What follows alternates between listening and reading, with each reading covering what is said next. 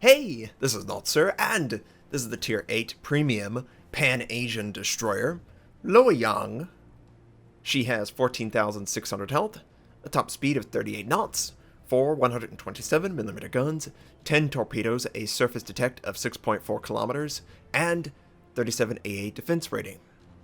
For my modules, reduce crit chance on main armament, improved aiming accuracy, reduce the chance of flood and fire, improved acceleration, concealment.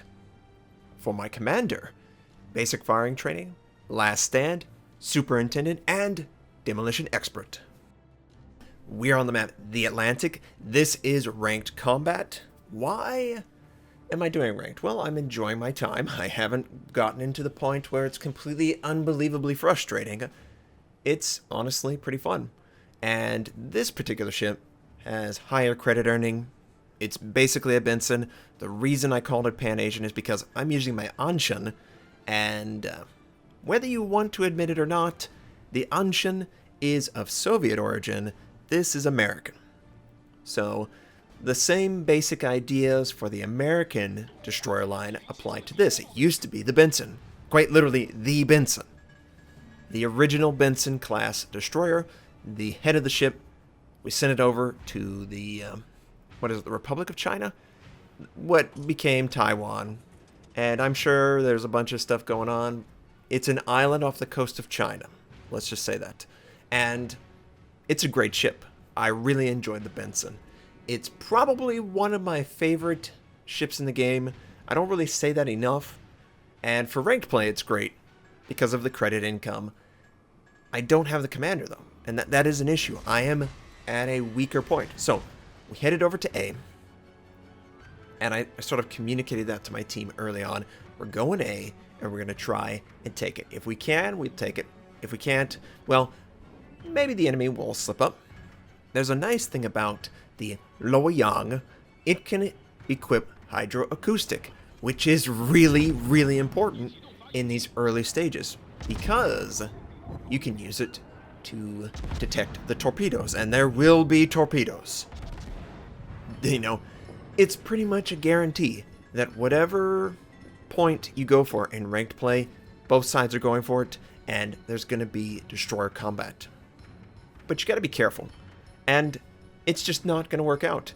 There are a lot of destroyers in this match, obviously, 4 per side. If I were to counter this meta, I would go a cruiser, and that would be countered by the battleship, so it's not a hard counter. Don't ever think you have no shot at winning. You just need to know what to do.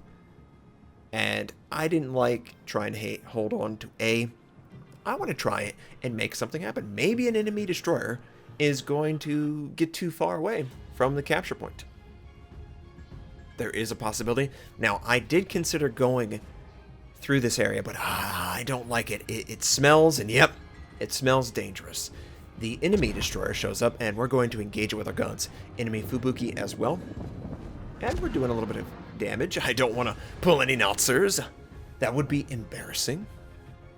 And a little bit of a trade, not too much. Why demolition expert? I don't know. Right now, my current build for this is using survivability expert, because I find myself having to work really hard to get the team to the end of the game, and I'm pretty confident that I can do just that for my team. I need that extra health. I honestly did. I tried advanced firing training. Not a lot of situations where I would want to fire at long range. Wasn't very useful. So the next best thing, try survivability expert. I remember way back, before most of you ever played the game. Just kidding. I was survivability expert when they put it in. I said, this is me. This is it. And then I moved away from it because people were like, oh, it's a waste. You don't need that health. Well, I do. I really do think I need the health. It's just a weakness of my playstyle. I need to trade. I'm confident that I can kill him, but I need the enemy to make mistakes by showing themselves. And in doing so, I'm making a mistake. So we didn't really run into anything that I felt like, you know what? Game's over, or this is the key to breaking through the enemy. We ran into an enemy who eventually went over to D, B, D. There's only 2 capture points on this map, Notser. Do you know that?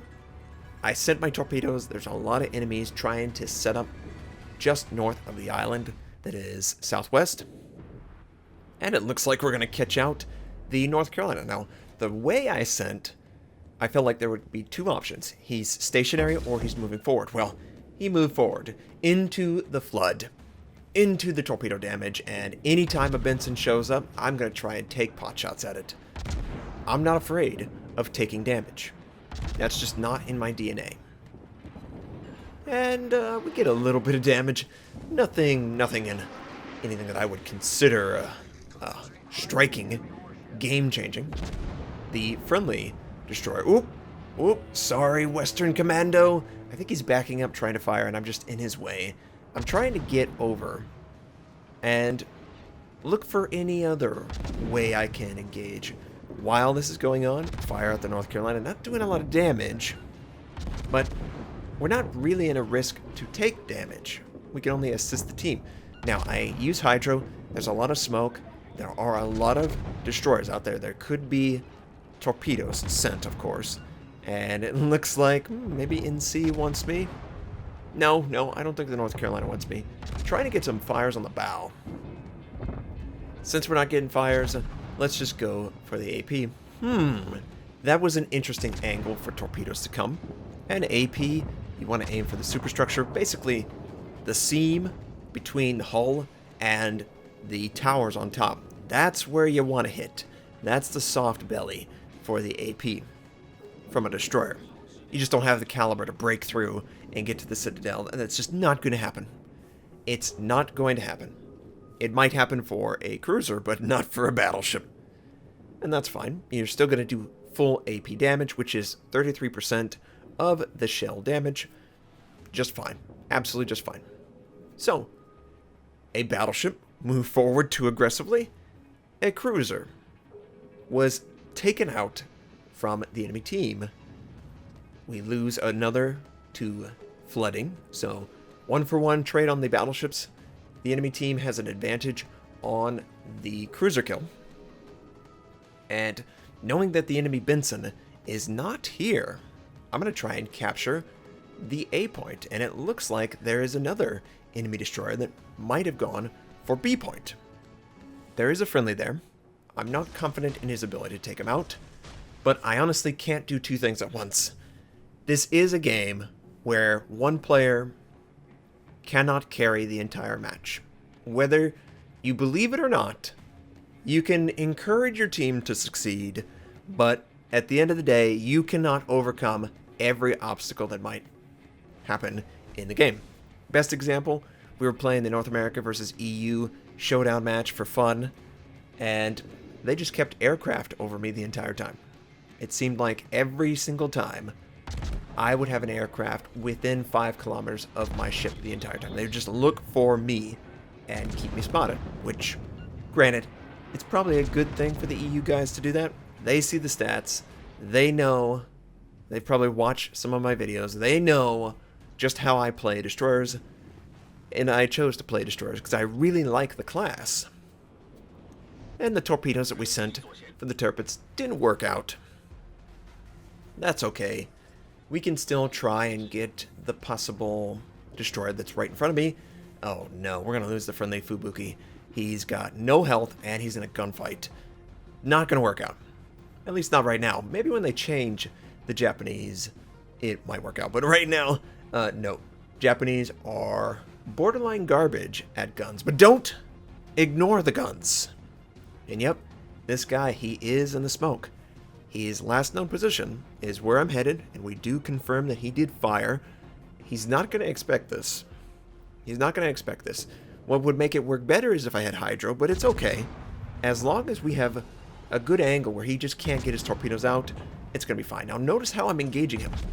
It seems that third person works just fine at maybe 2 kilometers. It doesn't really matter, and we easily take him out, easily do great damage. There is a Tirpitz around here. He does know I'm here. He did see me. But I can't really worry about that. We've got to try and keep the team close. We've either got to go for B and take out the destroyer, or get lucky with some torpedoes. Maybe even both. So initially I was like, Turpitz, he's not going to move forward. Really? Really? He's actually going to move forward. Okay. We have the enemy Atago, who's also moving forward, but the island was in the way. So let's go for the Loyang over by B point. He did try his aircraft. That is a great strategy. Always try and use your aircraft when you're around an island. The potential that you will scout something out is too great in ranked play if there's no CV. Use that aircraft to scout him. So the enemy, he knows we're here. We have a huge health advantage. And honestly, we haven't really taken any damage. I mean, I've done a lot for my team. Captured, torpedoed, detected. But the enemy has just not been there. They were never given a chance. And that's what you want to do with rank. You want to make sure you have an escape, you have the best damage potential you can, and don't ever underestimate, Notser, don't ever underestimate your opponent. That is my flaw. I could take him. You gotta be confident that you can take him. There's nothing wrong with that, but when you move past logic and reason and say straight up, it doesn't matter, I can do whatever I want to this opponent. Notice I used hydroacoustic. Torpedoes are an obvious play, and it detects it. There's no threat whatsoever. That is all the torpedoes he has. And he was close, and now we are capturing. So we know he broke the plane of leaving the capture point, and I just want to pursue. I want to maintain the aggression and kill him. Now the initial location was a little poor. It was a little poor. But notice how he's dodging. It seems that he wants to dodge based on what he sees. At least that's what I felt like. And whenever a player wants to dodge based on what he sees, I find it really works well to just fire directly at him. Don't try to predict a movement. You're not really going to get that far when the player is trying to counter. But if the countering is what they're looking for, it's really hard for them to counter a direct shot at them. Even though you might see them weave left, weave right, and it's just me and the Tashkent. We did capture B. It's 2 versus 4. Not quite a solo warrior, but it's pretty close. It's going to be an uphill battle. And I can't just say, you know what, it's okay, we're going to do... It's ranked play, right? It is stressful, especially for a lot of players. I have to admit, I was a little stressed at the end of some of those matches today in the showdown between EU and North America. I know of these people. I've watched their content. I respect them. They're not just somebody with no face. I'm in comms with them. I can directly communicate to them. I felt the stress of performing as well as I could. And some cases I failed. So don't think about it too much. Just think about it. It's one game. Put your best foot forward, and you'll see how the game works out. Don't try to be too much, especially if you're not comfortable. If you're not comfortable, you need to do things that you feel comfortable doing. You know, playing a battleship. If you're comfortable with that, looking for any opening that the enemy might give you. Maybe a destroyer comes a little bit too close. Maybe they show too much side on a cruiser. Maybe the enemy battleship is pushing forward and you just want to punish the push, right? Just don't try too hard to be Superman. You can't be Superman all the time. Not even me. Not even me. So, I initially wanted to go north of A. I felt like that might be the best opportunity. But then I thought about it again. Most of the enemy seems to be in the southern side of the map. And north of A would put me a little too close to the enemy. You know, there are islands that are north of A even, and it's only about 1 square between those islands and where the enemy might set up. And, ooh, look at what we've caught. We've got an enemy Benson. Pretty isolated. Not a big deal. I am not going to take that much damage from the enemy. I should try and go for the kill. So, I elevate the gun. I try and lead him in direction. It looks like he's popping his smoke. He feels like he's going to die. At least that's what it looked like. It might be trace around. We do take fire from something. Not a big deal, honestly. If I can get this guy dead, it is worth the damage that I've taken, at least so far. It's easy to say right now, Notser, right? Well, yeah, it's easy to say. And you'll notice I don't really care about all my guns being on target. I just care about avoiding the damage. And, oh, we're going to get close to the island. He's trying really hard not to die. And I don't blame him. And if you notice, you just have to sort of think like him. We took a big shot from something. Big shot. Part of that is because I slowed down for the island. Easy shot. Elevate the gun, and it worked out. He didn't see that coming. We take out the enemy Benson. That was... it could have been better. Absolutely. Maybe if I would have sailed a little bit more cautious around the islands, I would not have been that close, but that's just the way it worked out. Enemy Atago is firing on our position. He's basically just sitting behind the island and waiting for something to get close. And my friendly seems to be firing. My torpedoes are up. They just barely have range on the enemy cruiser. I felt like he was playing very stationary. And yeah, the destroyer tried to send torpedoes. Not gonna work today. And I was like, huh, he's firing a lot. Yeah, he's in the smoke. I cannot smoke. If I smoke, I deny line of sight for both me and my ally. I have to remain out in the open. Whether or not I personally want to be in the smoke, that's irrelevant. To make him better, I must be visible. I must see the enemy. And what I'm trying to do here is just ride that detectability line, and it looks like maybe he might continue. No, it looked like he rotated around. He slowed down. Cruiser, I'll get you. I'll get you, Joseph. So, he's doing pretty good damage to the turret. It's probably the right target. I did want him to take the destroyer out, but there's just no way he's going to hit him. The torpedoes, of course, they don't go to anyone else. The enemy Atago, I think what he wants to do is he wants to rotate around the island, be very close. You notice how much distance I'm giving for the detectability. If you look on the minimap, it's about enough room for the Atago to move forward. That was the predicted strategy. Now, it looks like his smoke is dissipating, and he's under fire. I feel like I have to distract the target. I really have to distract the target. Notser, you need to distract the target. So I'm going to fire. I'm going to fire. This is a bold play, but I think it's necessary to give our team a chance to win. Now, maybe the Atago is going to change his attention. Barely, right? It looks like he wants to move away. So I send with the expectation that he will slow down or go full speed. That's the predicted strategy for the enemy. There's nothing in between. He's not going to go half speed. He's either going to gun it or he's going to slow down to almost nothing. That is what I felt. Now I'm firing AP. I need to get in the center. There we go. That's where you want to hit. Center mass above the smokestacks. That is the sweet spot.